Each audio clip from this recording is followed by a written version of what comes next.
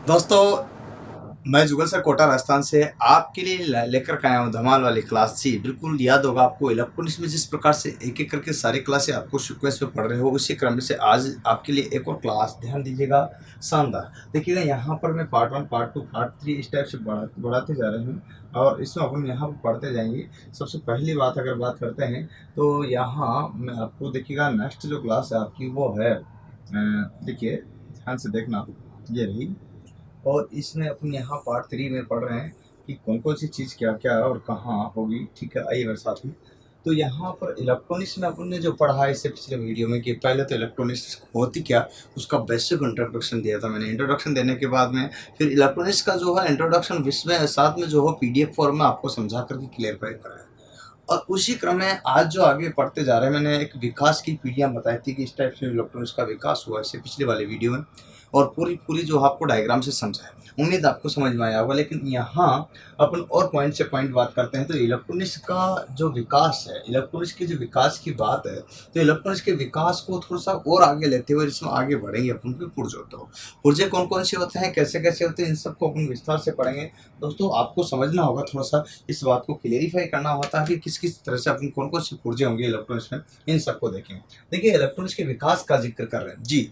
हाँ, कैसे विकास हुआ, कैसे पीढ़ियाँ चली गई, आज इलेक्ट्रॉनिक्स के युग में अपन कहाँ बैठे हैं और इसका लाभ क्या होगा, इसका एडवांटेज क्या होगी, ये सभी बिंदुओं पर अपन क्रमबद्ध रूप से पर चर्चा करेंगे जी। आधुनिक रूप में रेडियो, टेलीविजन, टेलीफोन, यहाँ फोन, आधुनिक मोबाइल तथा ये सारे के सारे जो है ये इलेक्ट्रॉनिक्स के ही पार्ट्स हैं। चाहे अपने यहाँ पर रेडियो ले लीजिएगा, मोबाइल ले लीजिएगा, फ़ोन ले लीजिएगा, आधुनिक मोबाइल फ़ोन ले लीजिएगा, या लैपटॉप ले लीजिएगा, पीसी ले लीजिएगा, या फिर अपना जो है जो भी टीवी ले लीजिएगा, जो भी आप देख रहे हो सारे के सारे जो है, या फिर अपना कैमरा ले लीजिएगा जिस पर अपन, ये भी इलेक्ट्रॉनिक्स ही है। कैमरा ले लीजिए, जो भी देख रहे हो आप आसपास अपने इर्द गिर्द नज़र घुमा के देखिए। एम्पलीफायर ले लीजिएगा, लाउड स्पीकर ले लीजिएगा, ये सब के सब इलेक्ट्रॉनिक्स पार्ट है जी। इलेक्ट्रॉनिक्स पार्ट्सों को अपन यहाँ पर पढ़ेंगे और इनमें सभी में यूज किया जाता है इलेक्ट्रॉनिक्स ही। इलेक्ट्रॉनिक्स का विकास, पहले इलेक्ट्रॉनिक्स हुआ करती थी इलेक्ट्रिकल के साथ में मर्ज, अब धीरे धीरे इसका विकास बढ़ गया और इसका क्षेत्र बड़ा हो गया, तो परिणाम स्वरूप इलेक्ट्रॉनिक्स से, इलेक्ट्रिकल से इलेक्ट्रॉनिक्स को अलग कर दिया गया। और आज के युग में अपन इलेक्ट्रॉनिक्स मैकेनिक करके जो है ट्रेड या ब्रांच को पढ़ा करते हैं जी। आइए मेरे साथ में, इलेक्ट्रॉनिक्स है क्या चीज़। देखिए सबसे पहले मैं आपको बताता हूँ इलेक्ट्रॉनिक्स का विकास किस प्रकार से हुआ, कैसे कैसे अपने यहाँ तक आगे तक बढ़ते चलेंगे वो देखिए। तो सबसे पहले मैं यहाँ पर वही बता रहा हूँ कि विकास में रेडियो वगैरह, टेलीविजन, टेलीफोन आदि इत्यादि सारे सारे हुआ, और इससे अपन यहाँ ये समझेंगे कि ये जो विकास हुआ है किस क्रमबद्ध रूप से बढ़ा है और इस विकास में किस किस महान वैज्ञानिकों का क्या क्या रोल रहा है जी। हेडिंग के रूप में आप देखोगे तो यहाँ पर मैंने एक हेडिंग डाला है, इलेक्ट्रॉनिक्स में पूर्ण विकास। अब पूर्ण रूप से विकास आज कहाँ तक और कैसे पहुँचे हैं इसको अपन देखते हैं। तो देखिए सबसे पहले थॉमस अल्वा एडिसन नामक वैज्ञानिक आया, थॉमस अल्वा एडिसन नामक वैज्ञानिक आया जिसने एडिशन प्रभाव भी दिया, इसने ही एडिशन प्रभाव भी दिया है। ने पाया कि निर्वात में इलेक्ट्रॉन धातु के, पाया कि इलेक्ट्रॉन निर्वात में इलेक्ट्रॉन धातु के एक चालक से दूसरे चालक में प्रवाहित हो सकते हैं। ठीक है, इसने ये पाया कि वैक्यूम, निर्वात का मतलब होता है दोस्तों वैक्यूम, वैक्यूम में इलेक्ट्रॉन जो है, वैक्यूम में इलेक्ट्रॉन धातु के एक चालक से दूसरे चालक में प्रवाहित हो सकते हैं। मतलब एक कंडक्टर है, एक चांदी है, एक तांबा है, या कोई भी है, एक धातु से दूसरे धातु में आराम से प्रवाहित फ्लो हो सकते हैं, बह सकते हैं। ठीक है, तो यहाँ पर यही पाया कि थॉमस अल्वा एडिसन ने पाया कि निर्वात में इलेक्ट्रॉन धातु, एक धातु से दूसरे चालक धातु में प्रवाहित हो सकते हैं। इस अब वो कंडक्टर कोई सा भी हो, लोहा हो गया अपने यहाँ पर तो, चाहे तांबा हो गया, कंडक्टर से कंडक्टर में आसानी से प्रवाहित हो सकते हैं, ये इसने पाया। इस सिद्धांत से वाल्व, डायोड और ट्रायोड का निर्माण हुआ। तो डायोड और ट्रायोड या वाल्व के निर्माण का श्रेय किस महान वैज्ञानिक को जाता है? Thomas Alva Edison. क्वेश्चन पूछा हुआ है कि वाल्व निर्माता कौन है, तो आपको बताना एडिशन। वाल्व निर्माता, तो आपसे क्वेश्चन पूछा जाता है कि डायोड जो है निर्माता कौन है, तो आपको बताना है थॉमस अल्वा एडिशन। आपको बताना है कि ट्रायोड के जो है निर्माणकर्ता कौन है, खोजकर्ता कौन है, डिस्कवर्ड कौन है, तो आपको बताना यहाँ पर जो है थॉमस अल्वा एडिशन। 3-4 क्वेश्चन यहाँ से बनते हैं जी। बिल्कुल आपने ये चीज़ ध्यान दीजिए, तो पहला पॉइंट था जिससे क्वेश्चन बनता है जी। दूसरा पॉइंट, टेस्ला द्वारा दूरसंचार रेडियो, मतलब आप जानते हो टेस्ला द्वारा दूरसंचार रेडियो ध्वनि में प्रयोग किया गया। तो टेस्ला के द्वारा जो है रेडियो का जो श्रेय दिया गया है रेडियो का, इसमें ध्वनि से संबंधित जो यूज किया गया तो वो किस महान वैज्ञानिक ने किया? तो दूरसंचार टेक्नोलॉजी के विकास में शुरुआत में किसने की? टेस्ला नामक वैज्ञानिक ने। बता दोगे ना, टेस्ला नामक वैज्ञानिक ने की। ठीक है, हाँ जी। लेकिन याद रखना आपसे कि रेडियो की खोज किसने की? तो मार्कोनी दोगे। लेकिन दूर संचार टेक्नोलॉजी में रेडियो में जो है सबसे पहले, उससे भी पहले योगदान किसका रहा? टेस्ला का। हाँ ठीक है, देखिए आगे आता है मार्कोनी द्वारा मार्कोनी द्वारा रेडियो पर प्रयोग व प्रदर्शन किया गया। मार्कोनी के द्वारा रेडियो पर, तो मार्कोनी ने जो है रेडियो की खोज की है, अर्थात बेतार तार की खोज का श्रेय जो है मार्कोनी को ही जाता है। क्वेश्चन आया है कि बेतार तार की खोज किस महान वैज्ञानिक ने की? तो मार्कोनी आप क्लिक करोगे जी। ये आपने क्लियर कर लिया। नेक्स्ट आपका आता है फ्लेमिंग ने डायोड बनाया जिससे रेडियो ट्यूब कहा। फ्लेमिंग ने डायोड बनाया है जिससे क्या कहा? रेडियो ट्यूब कहा गया है। तो फ्लेमिंग नामक वैज्ञानिक ने ही डायोड बनाया है जिससे रेडियो ट्यूब के नाम से जाना गया है। ठीक है, आपसे पूछा जाता है कि रेडियो ट्यूब की खोज किसने की? यहाँ पर फ्लेमिंग ने। ठीक है, तो ये बात आपको ध्यान रखना, रेडियो ट्यूब की खोज किस महान वैज्ञानिक ने की है? तो फ्लेमिंग दोगे ना। रेडियो की खोज किसने की? तो मार्कोनी दोगे। तो दूर संचार टेक्नोलॉजी में ध्वनि से संबंधित शब्दावली का जो यूज किया गया वो किससे? टेस्ला से किया गया है ना। आपसे पूछा जाता है कि थॉमस अल्वा एडिसन ने वाल्व की खोज की है। डायोड की खोज किसने की? Thomas Alva Edison. और यहाँ ट्रायोड की खोज भी थॉमस अल्वा एडिसन ने की। फ्लेमिंग ने डायोड वाल्व बनाया जिससे रेडियो ट्यूब का, तो रेडियो ट्यूब की जो खोज की है वो फ्लेमिंग नामक वैज्ञानिक ने की है। अच्छा, लिबेन व डी फॉरेस्ट, ठीक है, डी फॉरेस्ट है ना। तो यहाँ पर लिबेन व डी फॉरेस्ट ने ट्रायोड बनाया। अब आपसे पूछे कि ट्रायोड यहाँ पर भी दिया, ट्रायोड यहाँ पर भी दिया, तो पहले श्रेय इसको जाता है, दूसरा श्रेय इसको जाता है। उसके बाद यहाँ इसमें सुधार करके यहाँ तक लाया जो कि प्रवर्धक एम्पलीफायर में प्रयोग किया। तो यहाँ पर इसने तो बनाया लेकिन इसका यूज इसमें एम्पलीफायर में, मतलब जो प्रवर्धक होता है जिसमें लाउड स्पीकर जिसे बोल सकते हो, तो उसमें जो यूज किया गया है वो महान वैज्ञानिक लिबेन और डी फॉरेस्ट ने किया। तो आपसे पूछा जाता है कि ट्रायोड का एम्पलीफायर में उपयोग करने वाला वो वैज्ञानिक कौन सा है? तो आपको बताना लिबेन व डी फॉरेस्ट। ठीक है, लिबेन व डी फॉरेस्ट नामक वैज्ञानिक है, ये बात आपको ध्यान रखना पड़ेगा जी। आगे देखेंगे अपन, तो इसमें एक और है यहाँ पर, देखिए नेक्स्ट किस प्रकार से आगे बढ़े हैं इसे देखते हैं। मैं बताऊं ये कि चेन सिस्टम चला गया कि एक के बाद एक आया, एक के बाद एक आया, जैसे जो खोज करते चले गए और यहाँ एक एक करके सारे वैज्ञानिक आए और उन्होंने आज इसे इस स्तर पर पहुंचा दिया कि आज आप और हम जो है पूरी दुनिया मुट्ठी में लेकर के घूमते हैं, जिसे मोबाइल कहते हैं। हाँ जी, सही पकड़ रहे हो, मोबाइल में जो चीज़ चाहिए क्लिक करो जी, आ जाएगा जी, समझ रहे हो ना। बस आपको मन होना चाहिए कि मुझे ये देखना तो मिलेगा। हाँ, मन के ऊपर डिपेंड है ना। आप चाहे कि नहीं यूट्यूब पर मुझे गूगल सर्च चाहिए तो मिल जाएगा, गूगल पर चाहिए तो मिल जाएगा, जो चीज़ जहाँ जैसे चाहिए, पढ़ना लिखना या दुनिया की कोई सी भी चीज़ आप डिमांड करोगे हाजिर है, बिल्कुल। हाँ जी, गूगल बाबा। ठीक है, हाँ, एकीकृत परिपथ, एकीकृत मतलब होता है आई और सी, एकीकृत मतलब आई सी बने, जो कि आई सी कला है। ठीक है, यहाँ पर एकीकृत परिपथ बने, उसके बाद में जो हो एकीकृत समकलित समाकलन परिपथ बने जिसे आई सी कहते हैं अपन। तो आई सी का हिंदी में अर्थ भी यहाँ पर एकीकृत परिपथ या फिर समाकलन परिपथ कहते हैं। वर्तमान में चिप सर्किट भी बने हैं। वर्तमान में इसी से ही जो चिप सर्किट पूरा का पूरा जो बना है वो आईसी की ही देन है। किसकी देन है? आईसी की देन है। हाँ जी, बिल्कुल सही समझो आप, ये किसकी देन है? आईसी की ही देन है। नेक्स्ट, अगर अपन बात करेंगे यहाँ पर माइक्रो प्रोसेसर वर्तमान में टेक्नोलॉजी का आधार भी है। तो वर्तमान में जो टेक्नोलॉजी का जो मुख्य आधार है वो है माइक्रो प्रोसेसर। इस माइक्रो प्रोसेसर जितना बढ़िया होगा उतना ही आपका मोबाइल या जो भी कंप्यूटर है या टीवी है या फिर आपका ये जो डिजिटल बोर्ड देख रहे हो ये भी एक इलेक्ट्रॉनिक्स डिवाइस है जी, सही समझो आप। ये कंप्यूटर भी है, टीवी भी है, कुछ भी यूज लीजिएगा इसका यहाँ पर, और डिजिटल बोर्ड भी है जी। सारी चीज़ों का समाकलन करके एक डिजिटल बोर्ड का निर्माण किया गया जो आप उसमें पढ़ रहे हो कंटिन्यूटी में, तो ये भी एक इलेक्ट्रॉनिक्स डिवाइस ही है। हाँ जी, बिल्कुल सही समझो यहाँ पर। तो इसमें भी माइक्रो प्रोसेसर वगैरह सब लगे रहे हैं।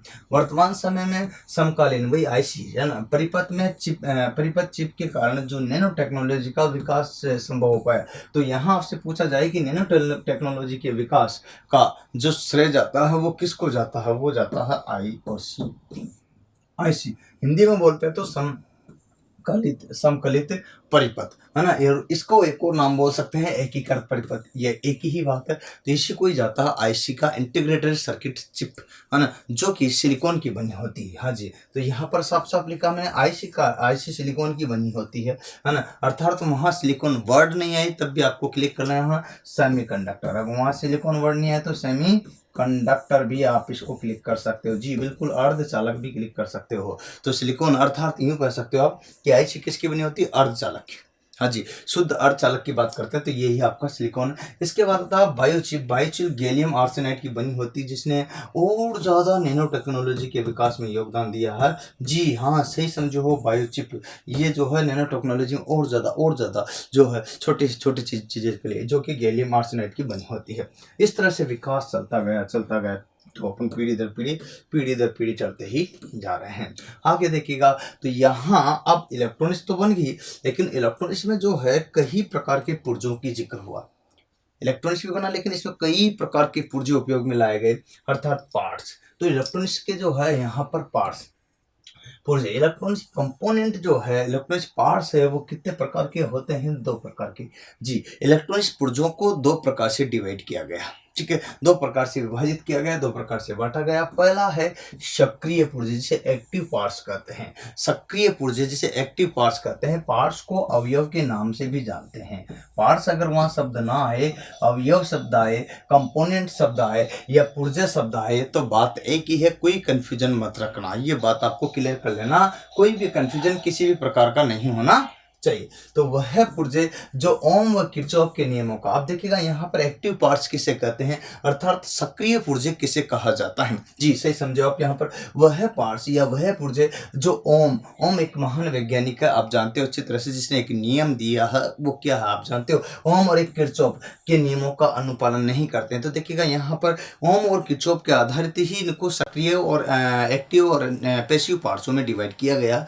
और ओम, तो ओम की अगर बात करता हूं तो एक ओम नामक जो वैज्ञानिक ने, इसने क्या किया, VIR, है ना, इन तीनों के बीच में संबंध ज्ञात किया। किरचॉफ ने भी जो है VIR के संबंधों के इन तीनों के बीच में संबंध किया, ठीक है। तो V का मतलब वोल्टेज, I का मतलब धारा, R का मतलब, इन दोनों के इनके बीच में जो संबंध ज्ञात किए वो इन दोनों ने ही किया। लेकिन यहाँ अगर बात करते तो ये जटिल परिपथों के लिए लागू हुआ, इसने जटिल परिपथों के लिए किया, ठीक है, किसके लिए, जटिल परिपथों हेतु। लेकिन अगर यहाँ यही बात मैं अगर आपसे पूछूं तो यहाँ इसने जो है सरल परिपथों के लिए किया है, ठीक है। यही चीज जो है ओम ने किसने, सरल परिपथों के लिए की। तो यही बात है। अब ये ओम और किरचॉफ के नियमों पर जो है लागू होता, तो ये क्या बोल रहा कि वह पुर्जे जो ओम और किरचॉफ को नियम का अनुपालन नहीं करता, शर्त याद रखना, ये जो मैं गोले में पैक कर रहा हूँ विशेष तौर से नहीं करता है, ठीक है, तो वो पार्ट्स कहलाता है सक्रिय पार्ट्स, उसे बोलते हैं एक्टिव पार्ट्स। जी ये बात आपको समझना होगा। अब ओम और किरचॉफ के नियम क्या थे, देखिएगा ओम ने एक नियम दिया था,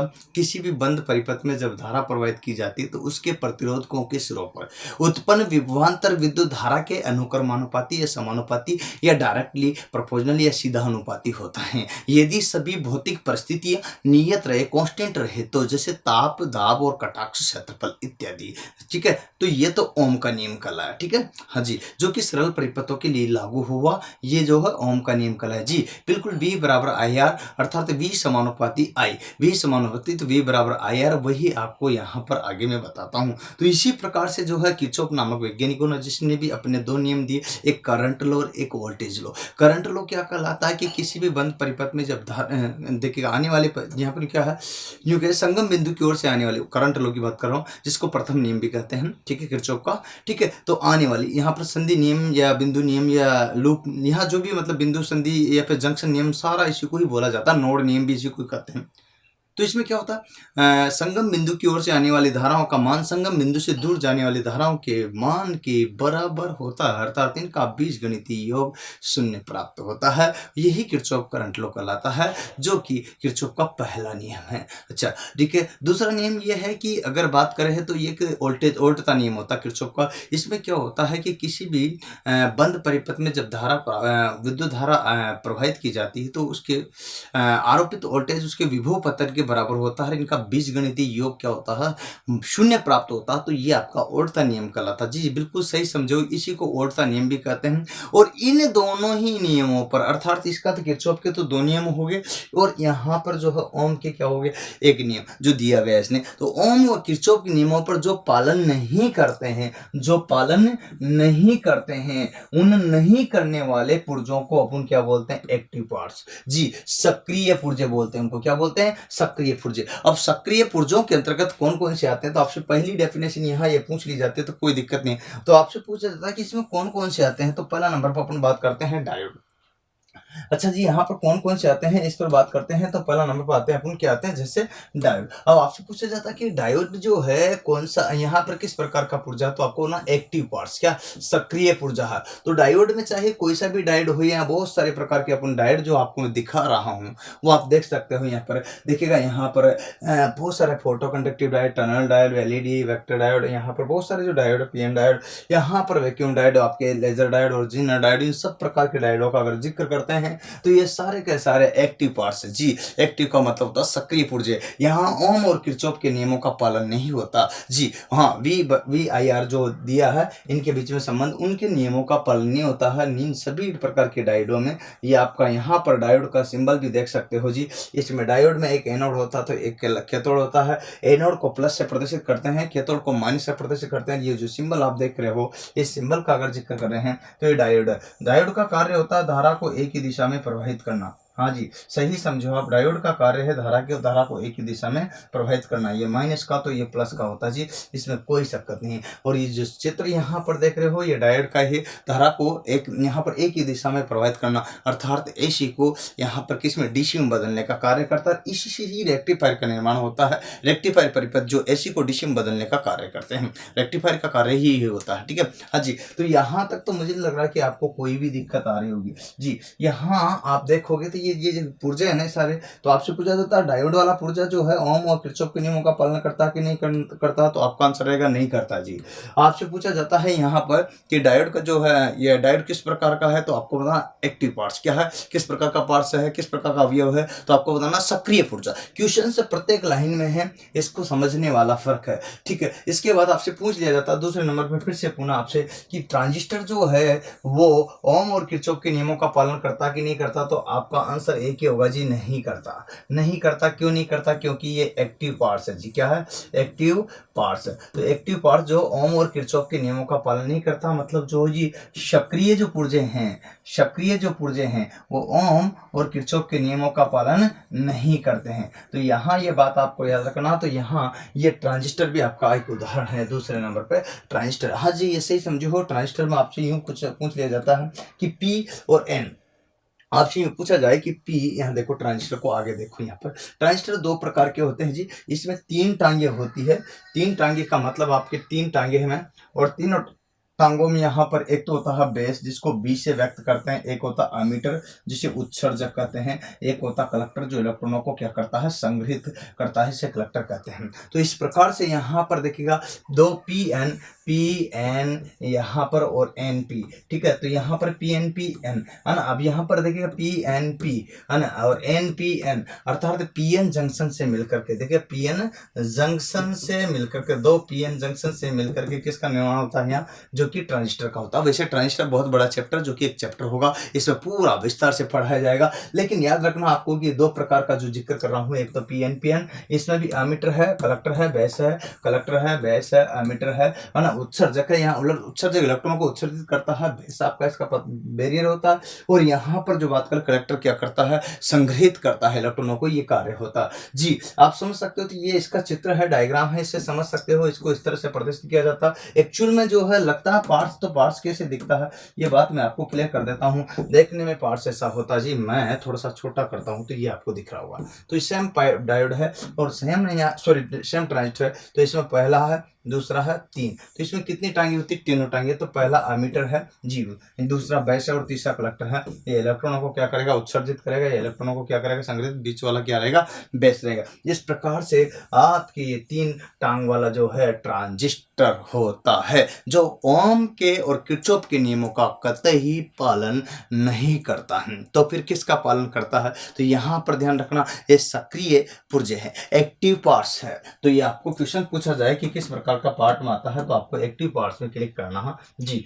नेक्स्ट अगर बात करते हैं तो और देखिए, एक और चीज आपके सामने जो दिख रही है साफ साफ यहाँ पर, उम्मीद है ये आपको साफ रूप से दिखाई दे रही है। और क्वेश्चन भी पूछा जाता है वैक्यूम ट्यूब। हाँ जी, वैक्यूम ट्यूब, निर्वात नलिका। निर्वात नलिका किस प्रकार के हैं? तो आपसे पूछा जाता है कि ये भी ओम और किरचॉफ के नियमों का पालन नहीं करती, अर्थात कौन सा पार्ट है ये? एक्टिव पार्ट्स है, मतलब जो है सक्रिय पुर्जा है जी। सक्रिय पुर्जा है, ओम के और किरचॉफ के नियमों का कतई पालन नहीं करने वाली है। वो क्या है यहाँ पर? वैक्यूम ट्यूब, निर्वात नलिका जी। सही समझो, यहाँ पर ये है वैक्यूम ट्यूब, और वैक्यूम ट्यूब आप यहाँ पर समझ लियो। मैं आगे और बताऊं तो आपको यहाँ पर क्लियर करना होगा कि कैसी स्टेप आपके साथ में होगी। सही समझ रहे हो? देखो यहाँ मैं आपको बता देता हूँ, वैक्यूम ट्यूब होती तो है, लेकिन कैसी होती है इसको थोड़ा सा यहाँ पर गौर से देखो तो ये आपको क्लियर हो रही होगी। हाँ जी, अब देखो, हाँ, अब वैक्यूम ट्यूब शुरुआत में आती थी, वर्तमान में तो यहाँ वैक्यूम ट्यूब का यूज तो करते हैं। जैसे अपनी ट्यूबलाइट भी एक प्रकार से वैक्यूम ट्यूब ही है।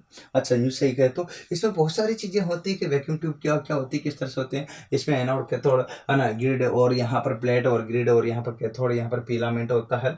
इसके बाद बेस पिन होता है यहाँ पर देखिएगा, और मेटल शील होता है यहाँ पर, लेड वायर होता है यहाँ पर, और क्या है, ग्लास जो है होता है इसमें एक। और इसी प्रकार से यहाँ पर जो है इस तरह से जो है ग्रेटर, और यहाँ जो सारे के सारे एग्जॉस्ट फैन वगैरह सारा का सारा जो है ये पार्ट्स जितने भी दिखाए गए हैं वो होते हैं। लेकिन इनको पढ़ना होगा तो अपन को एक चैप्टर ही नाम रहेगा जिसका नाम होगा वैक्यूम ट्यूब, निर्वात नलिका। हाँ जी, तो इसकी तो बारी आएगी जब पढ़ेंगे। लेकिन अभी आंसर में आपको ये देना है कि ओम और किरचॉफ के नियमों का पालन नहीं करती है, तो ये एक्टिव पार्ट्स के अंतर्गत है, जिसे सक्रिय पुर्जे कहते हैं जी। यहाँ तक कोई दिक्कत आपको नहीं होगी। नेक्स्ट आता है आपके सामने डायक जी। आपसे पूछ लिया जाता है तो आपको बताना होगा कि डायक जो है ओम और किरचॉफ के नियमों का पालन करते हैं कि नहीं करते हैं। तो आपको आंसर देना होगा, ओम या किरचॉफ के नियमों का पालन करते हैं कि नहीं करते हैं, तो आपको आंसर देना होगा। तो आपको एक ही आंसर होगा कि डायक भी ओम और किरचॉफ के नियमों का पालन नहीं करता है, अतः ये भी एक्टिव ही पार्ट है। कौन सा है? एक्टिव पुर्जे ही है, तो एक्टिव पार्ट्स इसको ही कहेंगे जी। ये तो आपको यहाँ तक क्लियर हो गया। अब डायक कैसा होता है जी, यहाँ आप देख सकते हो इस तरह से जो है इसमें MT1 होता है, MT2 होता है, यहाँ पर इस टाइप से सारे के सारे जो है इसका जो जिक्र कर रहे हैं वो क्या है? डायक है। क्या जी? डायक है। क्लियर?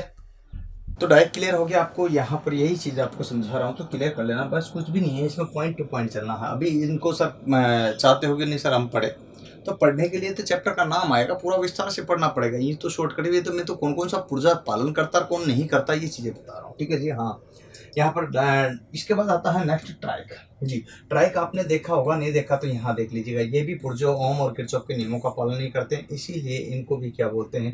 सक्रिय पुर्जे कहा जाता है। और सक्रिय पुर्जे जो है न तो ओम का करता है, नहीं किरचॉफ का करते हैं, तो ये आपको ध्यान रखना पड़ेगा। इस तरह से आपको ये बात क्लियर होगी, कोई दिक्कत नहीं, तो नहीं करते जी। इसको बोलते हैं ट्राइक। ट्राइक की बात करते हैं तो यहाँ पर इसमें देखिएगा ये चीज़ होती है, यहाँ देखिएगा इस तरह से जो है एक एक चीज़ को अपन यहाँ समझ सकते हैं। तो पहला, दूसरा, तीसरा, 3 टर्मिनल इसमें होते हैं। हाँ जी, बिल्कुल ट्राइक होता है, तो ये भी नहीं करता, मतलब इतना ही याद रखना है, ठीक है। ये उदाहरण है जो आप समझ सकते हो, मैं साथ में इसका डायग्राम भी दिखा रहा हूँ। एक और होता है SCR। SCR की फुल फॉर्म आपको ध्यान रखना है, सिलिकॉन कंट्रोल रेक्टिफायर जी। हाँ, सिलिकॉन कंट्रोल रेक्टिफायर, जो कि आपको याद रखना है। तो यहाँ SCR कहते हैं। ये भी ओम और किरचॉफ के नियमों का पालन बिल्कुल भी नहीं करता, और इसको भी एक्टिव पार्ट्स ही कहेंगे। क्या कहेंगे? एक्टिव पार्ट्स कहेंगे जी। सही समझो, यहाँ पर इसमें भी जो है क्या होता है? एनोड होता है, कैथोड होता है, गेट होता है। ये 3 चीज़ इसमें होती है। तो इस तरह से जो है क्या बना होता है? ये SCR होता है। बाकी संरचना ये है जिसका अपन विस्तार से पढ़ेंगे चैप्टर के दौरान, ठीक है। यहाँ तक कोई दिक्कत आपको नहीं होगी। नेक्स्ट अगर बात करते हैं तो LED का मतलब होता है लाइट इमिटिंग डायोड। ये कैसी होती है, इसको एक नज़र में आप देखोगे तो आपको क्लियर हो जाएगा जी कैसी होती है। तो ये रहा आपका LED, ठीक है जी। देखिए, यहाँ तक तो आपने देख ही लिया कि ये है लाइट इमिटिंग डायोड। हाँ जी, ये लाइट इमिटिंग डायोड क्या है? अब ये भी एलईडी भी जो है ना, यहाँ पर ना तो ओम के नियम का पालन करती है और न ही किरचॉफ का नियम पालन करती है। जब ये जिक्र आ जाता है तो इसको बोलते हैं एक्टिव पार्ट्स। और एक्टिव पार्ट्स की कंडीशन आती है यहाँ इस तरह से, जो आप जैसे अपने रेडियो में हो गया, अपने जगह जगह जहाँ पर लाइटिंग लगी रहती है प्लेटफॉर्म पर वगैरह पर, तो उन सभी में हो गया। और एलईडी की प्रत्येक जगह अपने इलेक्ट्रिक मीटर जो आते हैं उनमें भी होता है, इलेक्ट्रॉनिक्स मीटरों में भी होता है। और अपने जो एम्पलीफायर आते हैं जिसमें अपन आवाज़ ज़्यादा कम करते हैं, उसमें अलग अलग कलर की जो बत्तियाँ जलती हैं वो भी एलईडी है। खैर, यहाँ लाइट इमिटिंग डायोड को तो अपन चैप्टर में रहेगा, इसो लाइट इमिटिंग डायोड को तो अपने यहाँ चैप्टर में ही लिखेंगे, लेकिन ये बात आपको ध्यान देना पड़ेगा किस प्रकार से कौन कौन सी चीज़ आएगी। तो इसमें भी एनोड होगा, इसमें भी कैथोड होगा, प्लस और माइनस जो है इसमें भी टर्मिनल होंगे। इस प्रकार से जो है अलग अलग प्रकार की ये बनी होती है, और किस किस मेटल की बनी होगी, कैसे बनी होगी, इन सबको विस्तार से पढ़ते हैं। जी आइए आगे। अब यहाँ पर देखिएगा एक चीज़ आपको यहाँ दिखाई दे रही है, ठीक है जी, क्या है? अब यहाँ आप देखोगे तो एक चीज़ आपको दिखाई दे रही है, वो क्या है? एलईडी के बाद में यहाँ जो है मैं देख पा रहा हूँ कि आप भी देख रहे हो, यहाँ वो थे एक्टिव पार्ट्स, अब है यहाँ पर पैसिव पार्ट्स। अर्थात एक्टिव पैसिव दो आपने पढ़ा होगा बचपन में, एक्टिव पैसिव सक्रिय और निष्क्रिय। अब इसको बोलते हैं निष्क्रिय पुर्जे। निष्क्रिय पुर्जे वह पुर्जे जो ओम व किरचॉफ के नियमों का अनुपालन करते हैं। मतलब जी आपसे पूछा जाए कि ये जो है ओम और किरचॉफ के नियमों का क्या करते हैं, पालन करते हैं कि बिल्कुल करते हैं? हाँ जी, बिल्कुल सत्य है, ये ओम और किरचॉफ के नियमों का पालन करते हैं। तो यहाँ तक कोई दिक्कत हो तो बताओ? बिल्कुल करते हैं, इसमें कोई दिक्कत आपको नहीं। हाँ, जैसे एग्जाम्पल से आप समझोगे तो यहाँ पहला है प्रतिरोधक, मतलब रेजिस्टर। एग्जाम्पल से आप समझोगे तो पहला है प्रतिरोधक। प्रतिरोधक भी जो है ओम और किरचॉफ के नियमों का पालन जो है क्या करते हैं? बिल्कुल। यहाँ आपसे कहा जाए कि प्रतिरोधक क्या ओम और किरचॉफ के नियमों का पालन करता, तो आपका आंसर होगा बिल्कुल करता है, जिसमें कोई शक नहीं।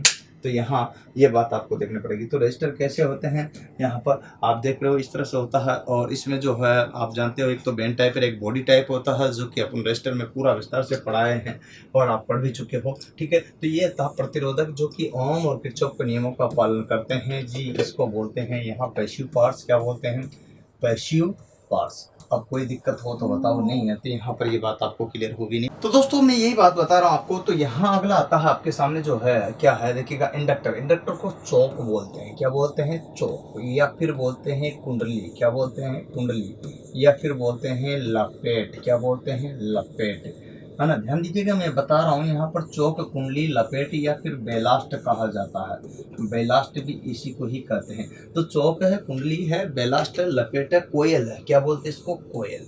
कोयल या ये सारे के सारे जो है इंडक्टर है, ये सेल्फ इंडक्शन पर कार्य करते हैं। सेल्फ इंडक्शन, है ना, सेल्फ इंडक्शन प्रभाव पर कार्य करता है, स्व प्रेरण के सिद्धांत पर कार्य करता है। लेकिन एक बात में यहाँ पर देखिएगा, जगह जगह देख रहे हो, यहाँ एयर कोर है, यहाँ आयरन कोर है, यहाँ फेरेट कोर है, यहाँ वेरिएबल कोर, अलग अलग प्रकार की कोर पाई जाती थी। इंडक्टर के सिंबल से अलग अलग कर, यहाँ तो आपको ये दिखाई दे रहा है। मैं यहाँ पर क्या करता हूँ, एक स्विच लिया, यहाँ एक इंडक्टर लगा दिया, इसको एल से व्यक्त करते हैं, एक रजिस्टर लगा दिया, एक एलईडी लगा दिया। ये सारे के सारे जो भी आप यहाँ देख रहे हो, तो इस तरह से जो है अब आप देखोगे। तो मैं सबसे पहले जिसकी बात कर रहा हूँ, तो इंडक्टर। इंडक्टर में आपसे कहा जाए कि क्या ये ओम और किरचॉफ के नियमों का पालन करता, तो आपको बताना हाँ जी। तो फिर ये किस प्रकार का पार्ट हुआ थी? पैसिव हुआ जी।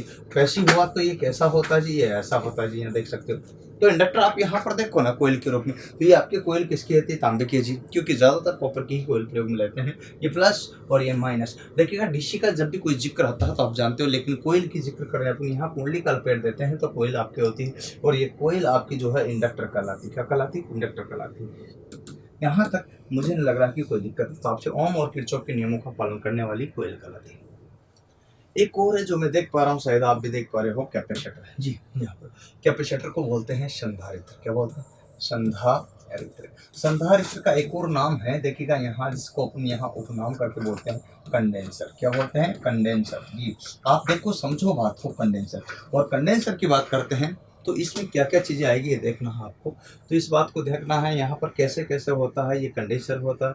इसका सिंबल से सीधा सा होता है ये बैटरी के जैसे देखने लगता है, लेकिन दोनों बराबर होते हैं। इसमें प्लस माइनस नहीं होगा, अगर प्लस माइनस होता तो वो डीसी के लिए प्रयोग में लाया जाता है। तो ये कैपेसिटर होता है आपके घरों में, पंप वगैरह में सभी में आपने देखा हो, मोटरों में, सिंगल फेज मोटर में पावर फैक्टर बढ़ाने के लिए इसका प्रयोग करते हैं, या फिर विद्युत धारा का संग्रह मात्रा के लिए करते हैं इसका उपयोग, ठीक है ना। तो ये फिल्टर परिपथ में इसका उपयोग किया जाता है, कई जगह किया जाता है, लेकिन यहाँ ये नहीं पूछ रहा। यहाँ तो जो पूछा जाता है कि कैपेसिटर जो है ओम या किरचॉफ के नियमों का पालन करते हैं, तो हाँ किस प्रकार का पार्ट है, तो यहाँ पर सॉरी यहाँ किस प्रकार का पार्ट है, तो पैसिव पार्ट है। कौन सा पैसिव पार्ट है? पैसिव पार्ट है तो मतलब ओम और किरचॉफ के नियमों का पालन करेगा ही करेगा, तो बिल्कुल ये बात आपको आंसर देना है, तो इसमें कोई शक आपको नहीं है, ठीक है ना। हाँ तो देखेंगे आगे। हाँ जी, देखिए यहाँ पर आपको दिख रहा है चौथे नंबर पर ट्रांसफार्मर। ट्रांसफार्मर को परिणाम मित्र बोलते हैं। क्या बोलते हैं? परिणाम मित्र, एक्समर भी बोला जाता है इसको, ठीक है। तो परिणाम मित्र इसको कहते हैं जी। परिणाम मित्र आप देखते हो स्टेप अप वोल्टेज और धारा को परिवर्तन करने का काम में आता है। तो यहाँ आप देखोगे तो इसको परिणाम मित्र ये म्यूचुअल इंडक्शन के आधार पर कार्य करता है ना, अन्योन्य प्रेरण के आधार पर कार्य करता है, जो कि आप एक नज़र में यहाँ देख करके क्लेरिफाई कर रहे होंगे कि ये जो है क्या है, ट्रांसफार्मर है। हाँ जी, ये इसको बोलते हैं परिणाम मित्र। परिणाम मित्र वोल्टेज और धारा को परिवर्तन करने का कार्य या स्टेप अप स्टेप डाउन करने का कार्य करता है जी। ये बात बिल्कुल समझे हो। और इसकी दक्षता सर्वाधिक अर्थात 98% तक होती है ना। इसकी रेटिंग को किलोवाट प्रति एमएम मापा जाता है। लेकिन यहाँ क्वेश्चन ये नहीं पूछे तो यूँ पूछेगा आपसे, क्या ये ओम और किरचॉफ के नियमों का पालन करता है? तो आपको जवाब देना पड़ेगा हाँ जी करता है। तो करता है तो ये पार्ट्स कौन सा होगा? तो ये पैसिव होगा। आपको ये बात आपको क्लियर करना। तो पैसिव पार्ट्स को बोलते हैं यहाँ जी निष्क्रिय पुर्जे। तो ये कौन सा पुर्जा होगा? तो निष्क्रिय पुर्जा। तो ये आंसर आपको क्लिक करना होगा, तब जाकर के यहाँ मामला बैठेगा। तो ये बात आपको क्लियर हो जाएगी, ठीक है। तो इस तरह से आपको यहाँ स्पष्ट रूप से करना है। ट्रांसफार्मर तो आप जानते हो कितना बड़ा चैप्टर है, जो पढ़ा है आपको मैंने, समझ ही लेंगे। तो ये तो बड़ा चैप्टर है। अब इससे क्वेश्चंस कैसे बनते हैं, इस बात को थोड़ा सा वेरीफाई कर लेते हैं जी। ये तो क्लियर होना चाहिए कि भाई इससे क्वेश्चंस आते हैं इलेक्ट्रॉनिक्स से। तो यहाँ जो है क्वेश्चंस कैसे बनते हैं, पहला नंबर का क्वेश्चन पर अपन ध्यान देंगे तो इलेक्ट्रॉनिक्स में पुर्जों की पहचान। इलेक्ट्रॉनिक्स में पुर्जों की पहचान किन किन महान वैज्ञानिकों के नाम पर रखी गई, ठीक है जी। इलेक्ट्रॉनिक्स में जो पुर्जे हैं उनकी जो पहचान है किन महान वैज्ञानिकों के नाम पर रखी गई है। इसमें अगर बात करते हैं तो DMRC में 2 बार देखने को मिला है। कितनी बार? 2 बार, अलग अलग सन में, ध्यान रखना है बात को। तो यहाँ इलेक्ट्रॉनिक्स में पुर्जों की पहचान किन महान वैज्ञानिकों नाम की? फेराडे जी सर, माइकल फेराडे ना, इनका नाम से नहीं रखा है। तो ये तो माइकल फेराडे ने तो 2 नियम दिए हैं, एक तो वैद्युत अपघट्य का नियम, एक चुंबकीय प्रेरण का नियम। ये जो है सर माइकल फेराडे ने दिया। और जनित्र की यूँ कहे तो अपना अल्टरनेटर की, यूँ कहे तो विद्युत धारा की जो गतिज डायनेमिक है विद्युत धारा, वो इसी का ही महान वैज्ञानिक फेराडे कही जाता है। और ओम और किरचॉफ, यहाँ पर ओम का और किरचॉफ का इसका भी रोल है, तो बिल्कुल ये भी सकते हैं, ये भी सकते हैं। लेकिन यहाँ जब इसमें दे रखा ओम और किरचॉफ के नियम, तो बिल्कुल यहाँ इसी की पहचान के आधार पर लिखे कि पुर्जे जो ओम और किरचॉफ के नियमों का पालन करते हैं तो वो क्या कहलाते हैं? पालन करने वाले। यहाँ पर यही तो बात है, पैसिव और एक्टिव 2 प्रकार के पुर्जे दिए, इन दोनों के आधार पर, एक तो पैसिव और एक एक्टिव। और यहाँ मैं बात करता हूँ तो ये पालन करते हैं, हाँ जी करते हैं, ये पालन नहीं करते हैं, नहीं करते हैं जी। ये है आपका, इस बात इस टाइप से देखना। तो इसका आंसर डी होगा जी। क्या होगा जी? डी। ये लीजिएगा, क्लिक कर दीजिएगा। यहाँ पर 2 बार एक एक नंबर अर्थ दिलाया है इन्होंने, DMRC, ठीक है। नेक्स्ट स्टेप आप देखोगे तो और कोई क्वेश्चन से देखो, यहाँ पर देखो अगला क्वेश्चन आपके सामने आपकी स्क्रीन पर क्या कहता है, लीजिए ये रहा। अब देखो यहाँ क्वेश्चन ये रहा कि निम्न में से कौन सा पार्ट्स निष्क्रिय पुर्जों के अंतर्गत नहीं आता। क्वेश्चन आ गया, कौन सा पार्ट्स निष्क्रिय पुर्जों के अंतर्गत नहीं आता है? DRDO 2017 क्वेश्चन पूछा हुआ, ठीक है। कौन सा पार्ट्स निष्क्रिय पुर्जों के अंतर्गत नहीं आता? निष्क्रिय पुर्जों में कौन कौन सा पार्ट्स है जो आता नहीं है? देखो क्वेश्चन की लैंग्वेज बदल गई दोस्तों। और ये क्वेश्चन जो है आपका बहुत जोरदार है। लेकिन एक बात बताऊं तो ये क्वेश्चन DRDO में पूछा गया, और यही क्वेश्चन एक बार जो है RRB JEE में पूछा गया है। RRB JEE में पूछा गया 2019 में। अब आप कहोगे सर हाँ जी बिल्कुल, LED, L, R और C। देखो यहाँ क्वेश्चन का लैंग्वेज बदल गया, यहाँ क्वेश्चन का लैंग्वेज बदल गया है। तो आप समझने की कोशिश करो, मैं जो बात बता रहा हूँ तो यहाँ पर नहीं आता है, मतलब ये पूछा गया निम्न में से निष्क्रिय पार्ट्स। देखो यहाँ पर सक्रिय, तो यहाँ पर क्या होगा? एक्टिव होते। सक्रिय तो क्या होता है? एक्टिव। तो ये तो ओम और किरचॉफ के नियमों का पालन करते। तो निम्न में से कौन सा निष्क्रिय पुर्जों के अंतर्गत नहीं आता? तो निष्क्रिय पुर्जों एक्टिव के अंतर्गत जो आते हैं वो अलग आते हैं, पैसिव में जो आते हैं पैसिव। तो पैसिव में आपके यहाँ पर मैं बताता हूँ, एक तो R आता है, ठीक है जी, है ना, एक L आता है और एक C आता है, एक जो है ट्रांसफार्मर आता है X पर। ये ट्रांसफर हो रहा था। तो इस टाइप से जो है यहाँ पर ये चार जो है पार्ट्स मुख्य रूप से जो है किस में आते हैं, पैसिव पार्ट्स। अतः ये यही तो पूछ रहा है, यहाँ पर भी पैसिव ही पूछ रहा। तो पैसिव पार्ट्स के अंतर्गत कौन सा नहीं आता, तो आर भी आता है, एल भी आता है, यहाँ एलईडी नहीं आता। एलईडी लाइट इमिटिंग डायोड नहीं आता। हाँ जी, ये लाइट इमिटिंग डायोड नहीं आता, ये इसके अंतर्गत नहीं आता। ठीक है, तो यहाँ पर नहीं आता, तो आंसर कौन सा आता है, डी। तो आंसर डी कर दीजिएगा, नंबर ले लीजिएगा एक और एक यहाँ ले लीजिएगा। इस टाइप से क्वेश्चन बनता है। तो दोस्तों यही चीज है, आपको समझने वाला फर्क है कि किस टाइप से क्वेश्चन पूछे जाते हैं। नेक्स्ट क्वेश्चन आपके स्क्रीन पर। हाँ जी, देखो आराम से, कोई दिक्कत नहीं, समझ सकते हो आप क्वेश्चन कैसे आ रहा। तो देखो क्वेश्चन नंबर 3, इलेक्ट्रॉनिक्स की खोज का श्रेय किस महान वैज्ञानिक पर जाता है। जी, इलेक्ट्रॉनिक्स की खोज का श्रेय किस महान, थॉमस अल्वा एडिशन, है ना, मार्कोनी को, लेंस को या फ्लेमिंग को। देखिएगा सबसे पहले शुरुआत किसी ने की ना, तो यहाँ से अपन चलेंगे, क्योंकि वाल्व वगैरह की शुरुआत किसने की, एडिशन ने। तो थॉमस अल्वा एडिशन ने, का आंसर होगा बिल्कुल क्लिक होगा। तो श्रेय जो जाता है शुरुआत का, यहाँ पर देखो ये है महान वैज्ञानिक थॉमस अल्वा एडिशन, इसने बहुत इसमें रोल प्ले किया है और इसका आंसर यह होगा। ठीक है, नेक्स्ट क्या आता है ना, वर्तमान में। ठीक है, यहाँ पर अरे इसको कर दिया, वर्तमान में, ये थोड़ा फॉन्ट की गलती की, वर्तमान में 5G टेक्नोलॉजी के अंतर्गत, 5G है ना, 4G नहीं, 5G टेक्नोलॉजी के अंतर्गत इलेक्ट्रॉनिक्स पुर्जों में किस पदार्थ की महत्ता बढ़ी है। ठीक है, 5G टेक्नोलॉजी, ये करंट जीके का क्वेश्चन है भाइयों। किसका है, करंट जीके का। आपको ये बात रखना है, ये आपके अभी आ सकता है, बहुत ही अच्छा क्वेश्चन है, आ सकता हाल ही में। तो ये चीज़ आपको ध्यान रखना, वर्तमान के अंदर इलेक्ट्रॉनिक्स पुर्जों के अंदर किसकी पहचान बढ़ी है, महत्ता बढ़ी है, ये आपके यूपीपीसीएल में आया हुआ। ठीक है, याद रखना यूपीपीसीएल, हाँ अभी हाल में हुआ 2021 की बात कर रहा हूँ भाइयों, है ना, 2021 यूपीपीसीएल में, यूपीपीसीएल, यूपीआरवीएल, यूपीपीसीएल जो है ना, उसमें आपके ये क्वेश्चन पूछा गया, मैं आपको बताता हूँ। तो यहाँ जर्मेनियम, सिलिकॉन, ये दोनों जो है GE और SI, ये तो शुरू से ही प्रयोग में लाए गए हैं। आपको ध्यान रखना, वर्तमान में बात करो तो वर्तमान में गैलियम में बायोचिपनेस का प्रयोग किया, लेकिन रजत की, यहाँ पर रजत का मतलब होता है सिल्वर, और सिल्वर का मतलब होता है यहाँ पर चांदी। सिल्वर का मतलब होता है चांदी, और चांदी की उपयोगिता बड़ी है 5G टेक्नोलॉजी के अंतर्गत। तो इसीलिए कहा गया कि चांदी जो है इस टाइप से महंगी हो रही, ये कई चीजें हैं। तो यहाँ 5G टेक्नोलॉजी, चांदी का उपयोग, क्योंकि चांदी सर्वाधिक क्या है, कंडक्टर है, सर्वाधिक क्या है, कंडक्टर है, चालक सर्वाधिक होने के कारण इसका जो है यूज यहाँ पर बढ़ गया 5G टेक्नोलॉजी में। तो वर्तमान का जो क्वेश्चन है बहुत ही शानदार है, ये बात आप याद रखना, आता है एग्जाम में आएगा, ध्यान रखना। नेक्स्ट क्वेश्चन आपके लिए ये रहा आपकी स्क्रीन पर। अगला क्वेश्चन है LED, देखिएगा, एलईडी से पूर्व किसका प्रयोग किया जाता था, एलईडी से पूर्व किसका प्रयोग किया जाता था, वैक्यूम ट्यूब नहीं जी, इसका प्रयोग तो एलईडी से पहले तो किया जाता हो, वाल्व का भी प्रयोग किया जाता था, ट्रांजिस्टर का भी। तो देखिए पूर्व, जस्ट पूर्व तो LCD, लिक्विड क्रिस्टल डिस्प्ले, इससे पहले किसका, लिक्विड आपने टीवी देखी होगी ना, एलईडी से पूर्व क्या आती थी, LCD, तो लिक्विड क्रिस्टल